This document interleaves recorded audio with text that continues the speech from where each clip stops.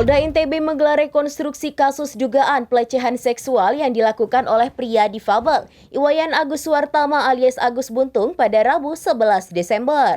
Dalam rekonstruksi ini, Agus yang telah ditetapkan menjadi tersangka turut dihadirkan.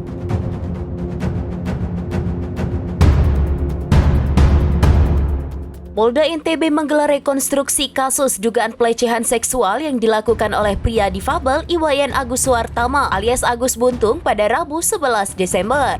Dalam rekonstruksi ini, Agus yang telah ditetapkan menjadi tersangka tersebut turut dihadirkan. Rekonstruksi ini digelar di 3 lokasi, yakni Taman Udayana, Islamic Center, dan Nangs Homestay. Adapun rekonstruksi ini dilakukan guna melengkapi berkas perkara sesuai arahan dari Jaksa Penuntut Umum atau JPU.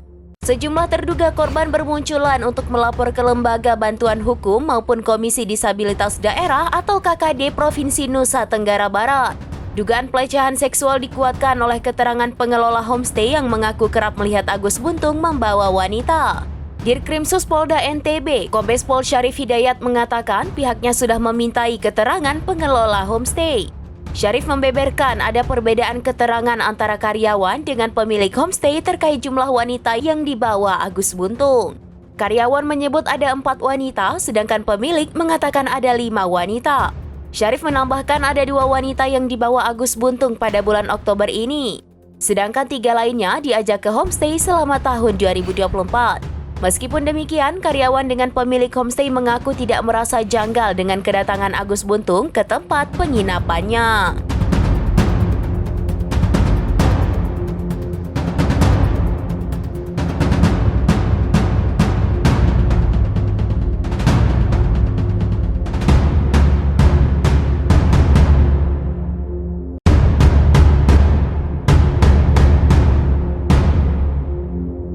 Demikian informasi terkini Syedara Lon. Saksikan terus informasi lainnya. Jangan lupa like dan share seluruh akun serambinews.com.